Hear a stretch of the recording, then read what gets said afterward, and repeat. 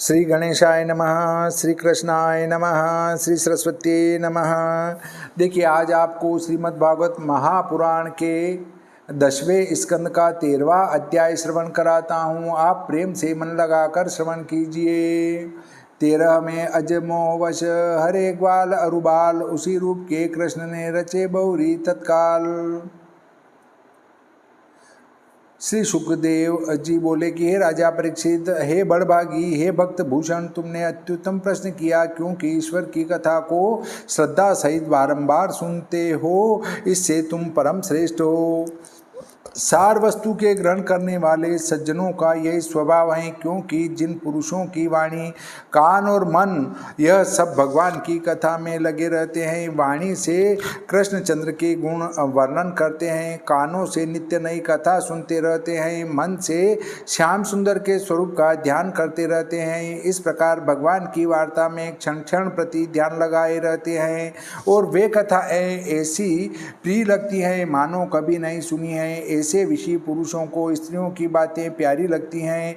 हे राजा परीक्षित, यह कथा परम गूढ़ है, तो भी मैं आपसे कहता हूँ, क्योंकि कैसी भी गुप्त वार्ता हो, गुरु को चाहिए कि अपने प्यारे शिष्य के सामने सब कहे, उसे आप सावधान होकर सुनिए। अगासुर के मुख में से मृतक बालक और बछड़ों को जिलाकर यमुना के किनारे अत्यंत रमणीक रेती में उनको लाकर श्री कृष्ण भगवान यह कहने लगे, हे परम प्यारे मित्रों, यह अत्यंत रमणीक रेती हैं और विहार करने के लिए परम श्रेष्ठ और शोभायमान स्थान है। देखो कैसे सुंदर और स्वच्छ बालू के कोमल कोमल बिछोने बिछ रहे हैं, रंग रंग के कमल खिल रहे हैं, उन पर सुगंध के लोभ से भौरे गुंजार रहे हैं और जल पक्षियों के शब्दों की प्रतिध्वनि से चारों ओर के वृक्ष शब्दायमान हो रहे हैं। यहाँ बैठकर कलेवा कर लो, दिन भी बहुत चढ़ गया और भूख भी अधिक लग रही है। बछड़ों को भी जल पिलाकर यहीं चरने के लिए छोड़ दो, सहज सहज में घास चरते रहेंगे। श्री कृष्ण ने सब बालकों के वचनों को मान बछड़ों को पानी पिला हरी हरी घास में चरने को छोड़ दिया और अपने अपने छींकों को खोल खोल छाछ परोस परोस श्री कृष्ण के संग भोजन करने बैठे। ब्रजवासियों के बालक श्री कृष्णचंद्र के चारों ओर अनेक पंक्तियों की मंडली बनाकर एक साथ बैठे। यदुनाथ के सम्मुख मुख करने से जिनकी दृष्टि प्रफुल्लित हो रही थी, जैसे कमल की कली के चारों ओर पंखुड़ियों की छवि दिखाई देती हैं, ऐसे श्री कृष्णचंद्र तो कली के समान थे और ग्वाल बाल पखुरी के समान इस प्रकार यमुना की रेती में शोभायमान जान पड़ते थे। किसी बालक ने फूलों की पत्तल बनाई, किसी ने पंखुड़ियों की पत्तल बनाई, किसी ने पत्तों की पत्तल बनाई, किसी ने अंकुरों की पत्तल बनाई और किसी ने फलों की पत्तल बनाई और किसी ने वृक्षों की छाल छिलकर पत्तल बनाई और उन पर भांति भांति के भोजन परोसे। किसी किसी ने छींक में ही भोजन करने का विचार किया, कोई शिला पर ही अपना भोजन परोसकर खाने को बैठ गया। सब बालक अपने अपने भोजन पृथक पृथक प्रकार के आप खाते और अन्यों को स्वाद दिखाते चखाते परस्पर हंसते हंसते ठट्टे उड़ाते श्री कृष्ण के साथ भोजन कर रहे थे। फेंट में बांसुरी धारण कर रहे थे, संगी मेद की छड़ियों को कांख में दाब कर रहे थे, दही भात से लिपटा हुआ ग्रास बाएं हाथ में ले रहे थे और बेर आमले नींबू आम जामुनादिक फल अंगुलियों में धर लिए थे। यज्ञ भोक्ता भगवान चारों ओर अपनी मित्र मंडली में बैठे उनसे हंसी की बातें कह कह कर उनको हंसाते जाते थे और धीरे धीरे भोजन खाते जाते थे। इस बाल चरित्र को स्वर्ग में देवता देख देख कर आश्चर्यमय हो मन ही मन कहते थे कि देखो यज्ञ भोक्ता भगवान किस प्रकार आनंदित होकर ब्रजवासियों के बालकों की जूठन छिन छिन कर खा रहे हैं। पूर्व जन्म में इन्होंने पूर्ण पुण्य किए हैं।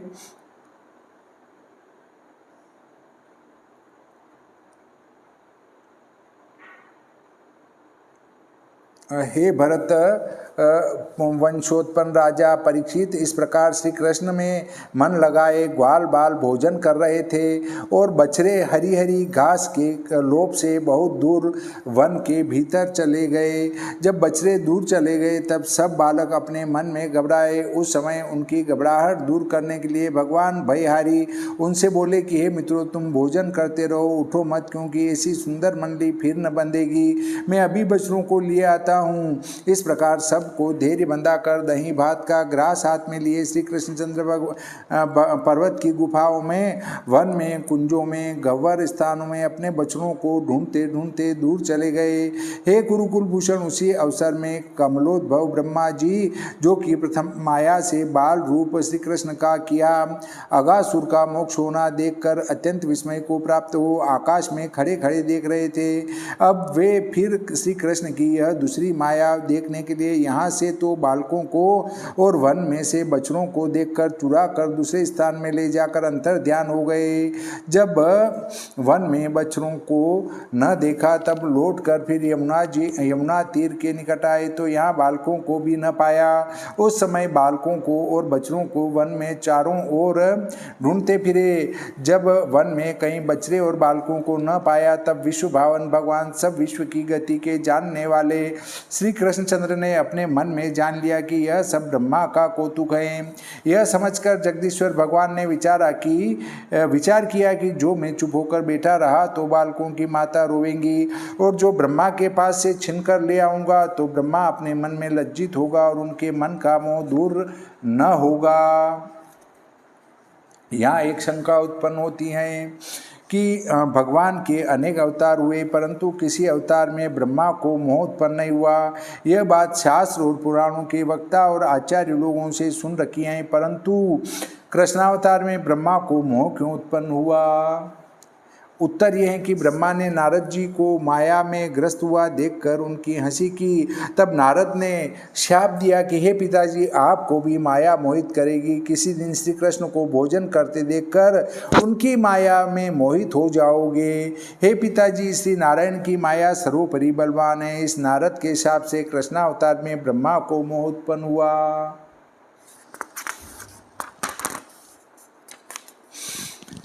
ऐसा विचार कर बालकों की माताओं को आनंद देने के लिए और ब्रह्मा का मोह बढ़ाने के लिए विश्व के रचयिता श्री कृष्णचंद्र भगवान ने अपने ही अनेक रूप धारण किए, अर्थात बछड़े भी आप ही बने और ग्वाल बाल भी आप बने।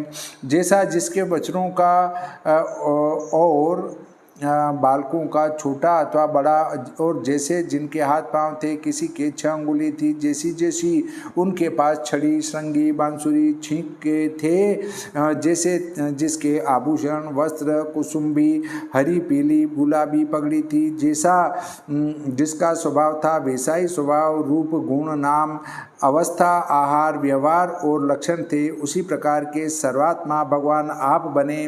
सर्वात्मा श्री कृष्णचंद्र भगवान आप ही बछड़े बने, आप ही उनके घेर घेर कर अपने खेलों से खेलने लगे। इसी प्रकार का विहार करते हुए आप ही ब्रज में पधारे। हे राजन, जिन जिन ब्रजवासियों के बछड़े थे समूह में से अलग अलग होकर उनके खिरकों में घुस गए, और जिन जिन ब्रजवासियों के बालक थे वे अपने अपने घरों को चले गए। उन बालकों की माता बांसुरियों का शब्द सुनकर शीघ्रता से उठ कर अपने अपने घरों से बाहर निकलकर बालकों के हाथ पकड़ पकड़ कर हृदय से लगाने लगी। स्नेह से स्तनों में दूध भराया, वही अमृत के तुल्य स्वाद वाला दूध पर ब्रह्मा श्री कृष्ण चंद्र को अपने पुत्र मानकर पिलाने लगी। फिर पीछे उपटन करके पीछे मज्जन स्नान कराकर चंदन केशर लगाकर राहने गहने पहनाने लगी। फिर मस्तक पर तिलक लगाकर भोजन कराया। इस प्रकार सब गोपी श्री कृष्ण चंद्र को लाड़ लड़ाती थी और वृंदावन विहारी अपने सुंदर सुंदर चरित्र दिखाकर उनको आनंद देते थे।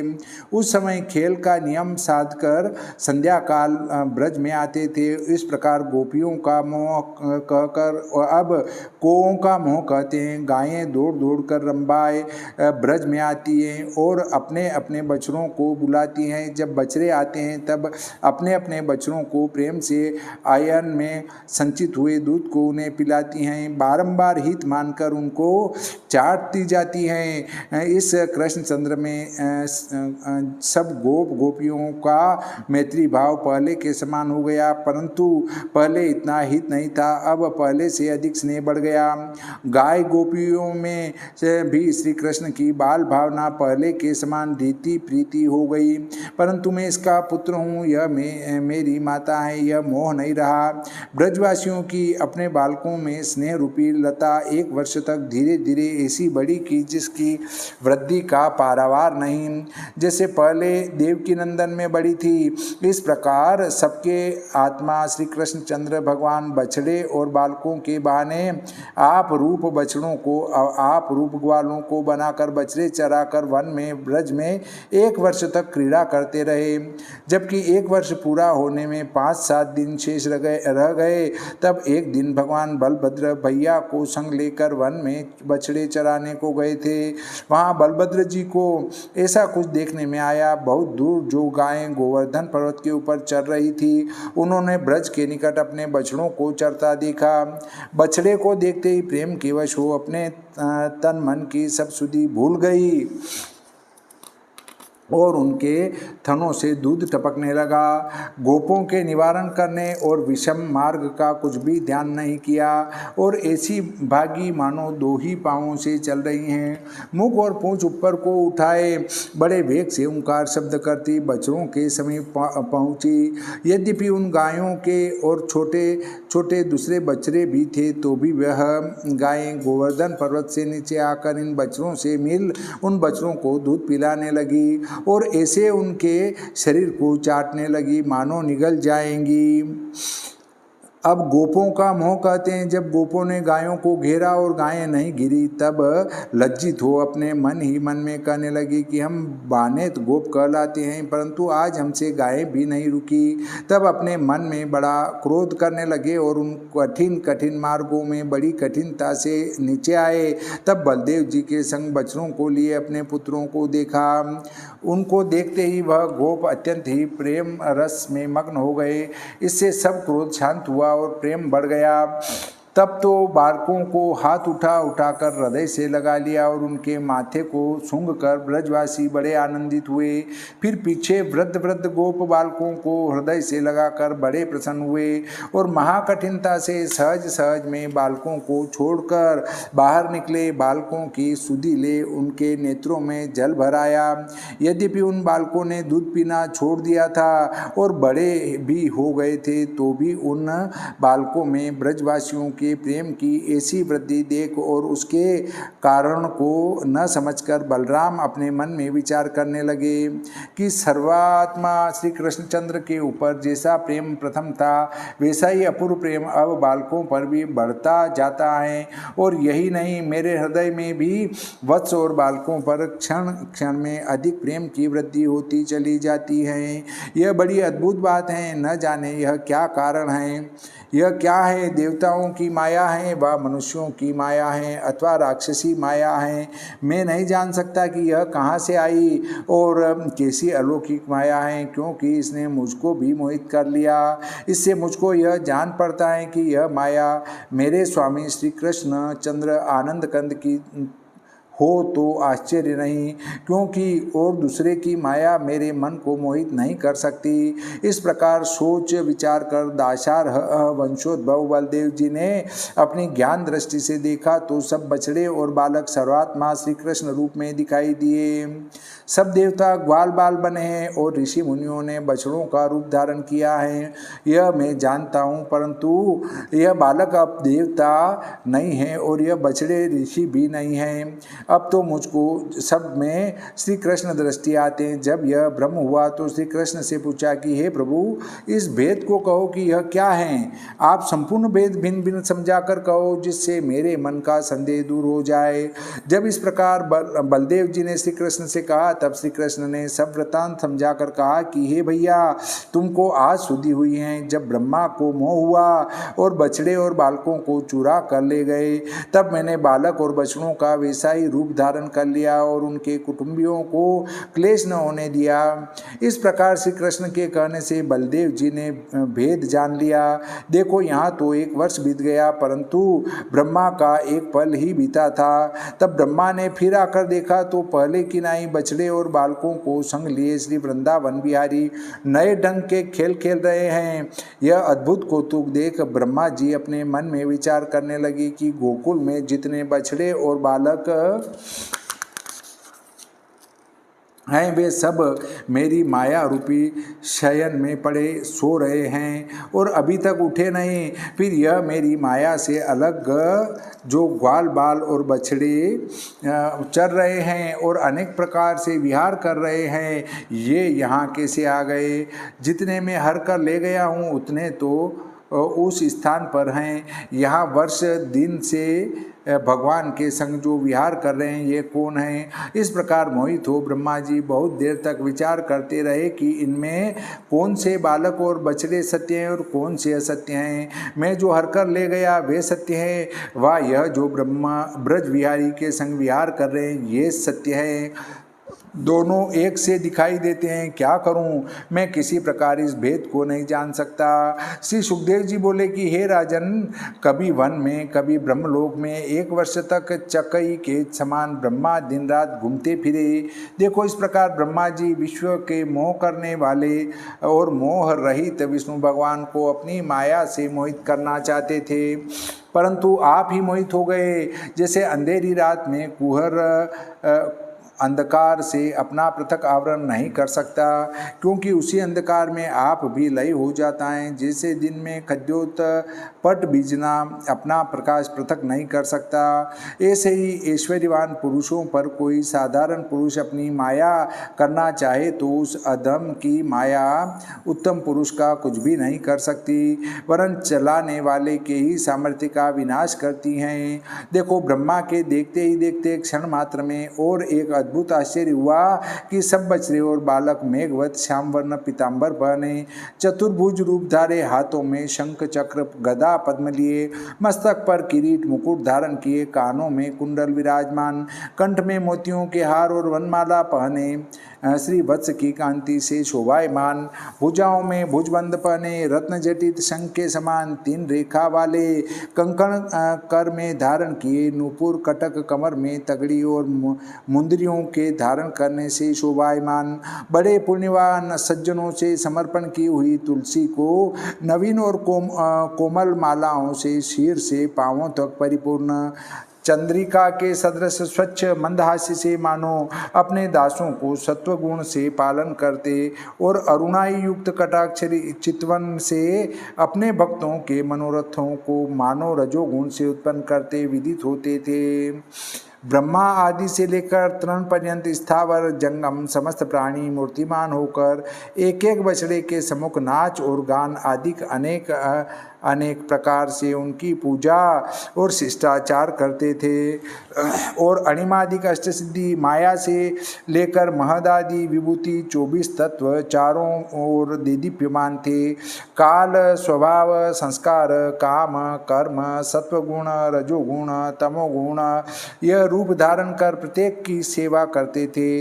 इन सब की स्वतंत्रता श्री कृष्णचंद्र की महिमा के आगे नष्ट हो गई थी। सत्य ज्ञान रूप आनंद मात्र एक रस जो ब्रह्म मूर्ति वाले तथा जिनके चक्षु आत्मज्ञान है, ऐसे महात्मा पुरुष भी जिनकी महिमा के महात्म्य को नहीं जान सकते, ऐसा सबका रूप ब्रह्मा जी ने देखा। उस प्रकार ब्रह्मा जी ने एक साथ समस्त बछड़े और बालकों को पर ब्रह्म देखा, पर ब्रह्ममय देखा, जिस पर ब्रह्म की कांति से संपूर्ण स्थावर जंगम और यह विश्व प्रकाशित हो रहा है। उसके पीछे फिर बड़े आश्चर्य से ब्रह्मा जी की सब इंद्रियां शिथिल हो गई और उनके तेज से ब्रह्मा जी चुप हो गए, जैसे ग्राम की रक्षा करने वाली पुतलों के आगे 4 मुख की स्वर्ण की प्रतिमा खड़ी हो, इस प्रकार खड़ा हुआ। इस प्रकार सरस्वती के स्वामी तर्कनार हित तर्कना रहित स्वप्रकाश सुख निदान, प्रकृति से परे और ब्रह्म से पृथक, वस्तु से मिथ्या, जिनका ज्ञान प्रतिपादन करने वाले उपनिषदों से हो सकता है, उस अलौकिक रूप को देखकर और उस महिमा को विचार कर यह क्या है ऐसे सोचते हुए ब्रह्मा जी मोहित हो गए और उनकी अवलोकन करने की शक्ति भी जाती रही। तब भगवान श्री कृष्णचंद्र ने ब्रह्मा जी की सब दशा देखकर माया का आवरण उनके हृदय से दूर कर दिया। तब तो ब्रह्मा जी की सब इंद्रियां चैतन्य हो गई, जैसे मृतक पुरुष जी उठे हैं। ऐसे बड़े कष्ट से नेत्रों को खोलकर अपने आत्मा सहित ब्रह्मा जी ने जगत को देखा। जब ब्रह्मा जी ने चारों ओर दृष्टि उठाकर देखा तो सम्मुख ही चारों ओर प्रिय पदार्थों से परिपूर्ण और मनुष्यों की जीविका के लिए वृक्षों से भरा पूरा वृंदावन है, जिस वृंदावन में स्वाभाविक वेर करने वाले सिंह, मृग और मनुष्य परस्पर परम मित्र के समान रहते हैं। श्री वृंदावन विहारी के संग रहने से सब प्राणियों का क्रोध और तृष्णा दूर हो गई हैं। उस वृंदावन में गोपाल वंश के बालकपन का आचरण करने वाले अनंत अगाध ज्ञान स्वरूप बछड़े और ग्वाल बालकों को पहले के समान ढूंढते फिरते थे और हाथ में दही भात का ग्रास लिए अद्वितीय पर ब्रह्म श्री कृष्णचंद्र मुरली मनोहर का दर्शन ब्रह्मा को हुआ। इस प्रकार वृंदावन विहारी भक्त हितकारी श्री कृष्णचंद्र को देख उसी समय ब्रह्मा जी अपने वाहन हंस पर से नीचे उतर कांचन के दंड के तुल्य अपनी देह से साष्टांग कर चारों मुकुटों का अग्रभाग चरणार बिंदुओं से लगा दंडवत कर आनंद रूप आंसुओं के जल से श्री कृष्ण का अभिषेक करने लगे। प्रथम जो भगवान की अद्भुत महिमा देखी थी उसको बारंबार स्मरण कर करके श्री गोविंद भगवान के चरणार बिंदुओं पर से उठ और फिर गिर पड़े। इस प्रकार बड़ी देर तक ब्रह्मा पाँवों में पड़े रहे, फिर पीछे सहज सहज में उठ आंसू पहुँच भगवान की ओर निहार लज्जा के कारण नीचे को गर्दन कर हाथ जोड़ शरीर कंपायमान मुख से कुछ कुछ अक्षर निकले। इस प्रकार गदगद वाणी से ब्रह्मा जी स्तुति करने लगे कि हे नाथ, श्रीमद्भागवते महापुराणे दशम स्कंदे पूर्वार्धे भाषाटीकायां ब्रह्मणा मोहनिरूपणं नाम त्रयोदशोऽध्यायः। श्री सरस्वती मैया की जय, श्री गणपति जी महाराज की जय, श्री कृष्णचंद्र भगवान की जय, श्री रामचंद्र भगवान की जय, बजरंग बली की जय।